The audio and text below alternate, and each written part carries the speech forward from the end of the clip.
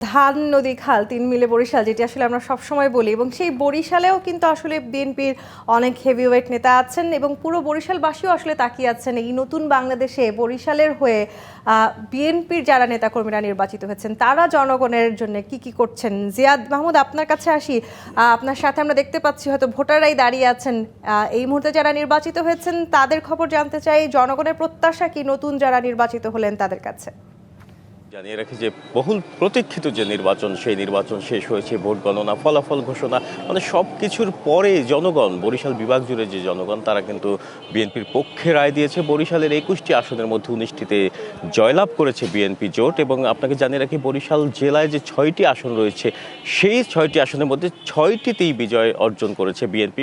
এক্ষেত্রে বরিশাল 1 আসনে জহিরুদ্দিন স্বপন এবং 2 আসনে রয়েছেন শরফুদ্দিন আহমেদ শান্টু, 3 আসনে অ্যাডভোকেট জয়নুল আবেদিন, 4 আসনে রাজীব হাসান, 5 আসনে আমি যে আসনটিতে রয়েছি অ্যাডভোকেট মজিবুর রহমান সরওয়ার, বিএনপি চেয়ারম্যানের উপদেষ্টা, সাবেক হুইপ, সাবেক মেয়র, এবং এখানে 6 আসনে আবুল হোসেন খান। মানে সকলেই কিন্তু হেভিওয়েট প্রার্থী ছিলেন বিএনপির পক্ষ থেকে, এবং তারা দেখেছি যে নিরঙ্কুশ জয়লাভ করেছেন নেতাকর্মীরা। তারা কিন্তু বেশ উচ্ছ্বাসিত, আনন্দিত, তাদের প্রত্যাশা কিন্তু অনেক। আরও একটি বিষয়, বরিশাল বিভাগে আরও হেভিওয়েট নেতৃবৃন্দ রয়েছেন। আপনারা যেমনটি বলছিলেন যে মন্ত্রী পরিষদ ঘিরে কোনো চাওয়া পাওয়া আছে কিনা, বরিশালবাসীর দীর্ঘদিনের দাবি, কোস্টাল বেসড এরিয়া এটি, এখানে কিন্তু নানা রকম প্রাকৃতিক দুর্যোগের সাথে যুদ্ধ করে বাঁচতে হয় মানুষকে, তাদের কিন্তু প্রত্যাশাও অনেক। বিশেষ করে বরগুনা 2 আসনে যে নুরুল ইসলাম মনি রয়েছে বিএনপির ভাইস চেয়ারম্যান, তাকে ঘিরেও কিন্তু প্রত্যাশা রয়েছে। তেমনি জহিরুদ্দিন স্বপন, যাকে ঘিরে মানুষ বলছেন যে তথ্য মন্ত্রণালয়ে দায়িত্ব দেওয়া যেতে পারে, এমনটাই এখানকার সাধারণ মানুষ বলছেন আর কি। এবং এখানে যিনি রয়েছেন অ্যাডভোকেট মজিবুর রহমান সরওয়ার, সাবেক হুইপে, তাকে ঘিরে কিন্তু প্রত্যাশা আকাশচুম্বী সাধারণ মানুষের। আমি একটু সাধারণ মানুষ নেতাকর্মীদের মুখে জানতে চাইবো যে আসলে এই আসনে যিনি বিএনপি থেকে জয়ী হয়েছেন তাকে ঘিরে প্রত্যাশা কি, আগামীর বরিশাল কিভাবে দেখতে চাচ্ছেন? আগামীর বরিশাল, প্রথমেই আমি ধন্যবাদ জানাই জুলাই আগস্ট আন্দোলনে যারা শহীদ হয়েছেন এবং আমাদের জাতীয়বাদী দলের যারা শহীদ হয়েছেন তাদের রুহের আত্মার মাগফিরাত কামনা করছি।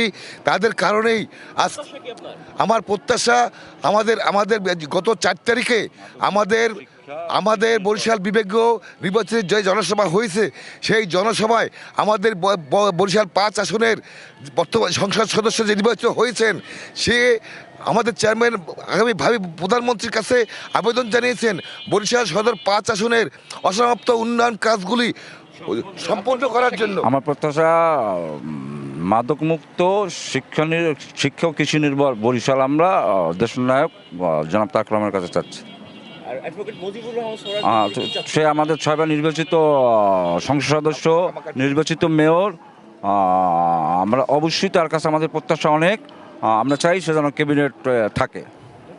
এখানে ছাত্র দলের নেতৃবৃন্দ রয়েছে, ছাত্র দলের কাছে আমি জানতে চাইবো যে শিক্ষা, স্বাস্থ্য, কোন বিষয়গুলোকে প্রাধান্য দিতে চাচ্ছেন, এবং কি একটি যে ক্যাম্পাসে যে আমরা আগে দেখছি অরাজকতা, সেটি থাকবে কিনা, এবং যে দলের পক্ষ থেকে যে জয়লাভ করেছেন তার কাছে আপনাদের প্রত্যাশা কি, তাকে ঘিরে আপনাদের প্রত্যাশা কি? দেখুন, আপনারা জানেন অ্যাডভোকেট মজিবুর রহমান সরওয়ার বরিশাল 5 আসনে বারবার নির্বাচিত। এবার তিনি বিপুল ভোটে জয়ী হয়ে দেখিয়ে দিয়েছেন বরিশালের মাটি বিএনপির ঘাঁটি। বরিশাল বিভাগের ভিতরে সবচেয়ে গুরুত্বপূর্ণ বরিশাল 5 আসনে তিনি হাত পাখার প্রার্থীকে বিপুল ভোটে পরাজিত করে সংসদে এবার তিনি গিয়েছেন।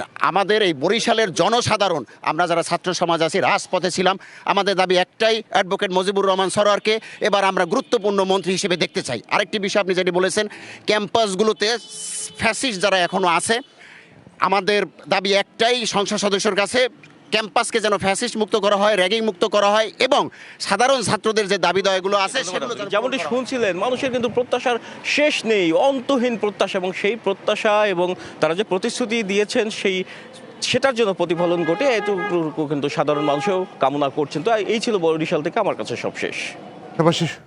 পাশাপাশি শুধুমাত্র শহর বা বরিশাল জেলার কথা বললেই হবে না, বরিশাল বিভাগের কথাও বলবই আমরা।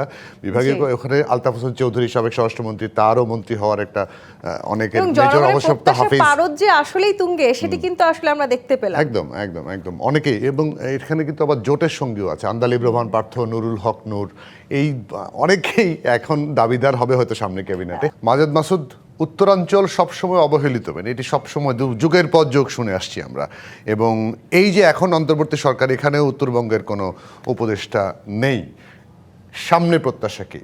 বিএনপির তো অনেক বড় বড় নেতা উত্তরবঙ্গে আছে।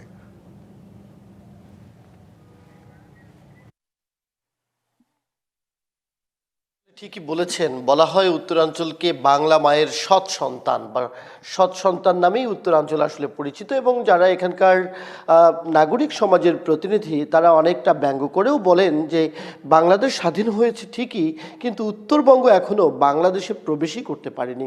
কেননা বিগত 54-55 বছরে এই অঞ্চল সবসময়ই বঞ্চনা বৈষম্যের শিকার হয়েছে। বিগত সরকারের আমলেও বারবার এই অঞ্চলের মানুষকে স্বপ্ন দেখিয়ে আওয়ামী লীগ প্রতারণা করেছে এই অঞ্চলের জনগণের সাথে। এবার 5ই আগস্টের পর থেকেই তারেক রহমান বেশ কয়েকটি কর্মসূচিতে উত্তরবঙ্গে আসলে ভার্চুয়ালি যুক্ত হয়েছিলেন এবং সেই জায়গাগুলোতে মানুষকে স্বপ্ন দেখিয়েছেন। বড় একটি স্বপ্ন দেখিয়েছিলেন তিস্তা মহাপরিকল্পনা বাস্তবায়নের, এবং একই সাথে উত্তরাঞ্চলে তথা রংপুর অঞ্চলে কৃষিভিত্তিক শিল্প প্রতিষ্ঠান গড়ে তোলারও প্রতিশ্রুতি দিয়েছেন। যে 31 দফার কথা বিএনপি বলেছে সেখানেও কিন্তু উত্তরাঞ্চলকে ঘিরে বেশ কিছু পরিকল্পনা রয়েছে। তো মানুষজনের আশা হচ্ছে এসব পরিকল্পনা বা এসব প্রতিশ্রুতির বাস্তবায়ন এখন তারা দেখতে চান। অন্যদিকে আপনি যে বিষয়টি বলছিলেন যে উত্তরাঞ্চলে আসলে এই অঞ্চলে বিএনপির অনেক বড় বড় নেতা রয়েছে, ঠিকই বলেছেন। আপনি জানেন যে বিএনপির মহাসচিব মির্জা ফখরুল ইসলাম আলমগীর তিনি কিন্তু ঠাকুরগাঁ জেলা থেকে নির্বাচন করেছেন। এবার ফখরুল ইসলাম আলমগীরকে ঘিরে ব্যাপক গুঞ্জন উঠেছে, তিনি রাষ্ট্রপতি হিসাবে নিযুক্ত হতে পারেন বা নির্বাচিত হতে পারেন।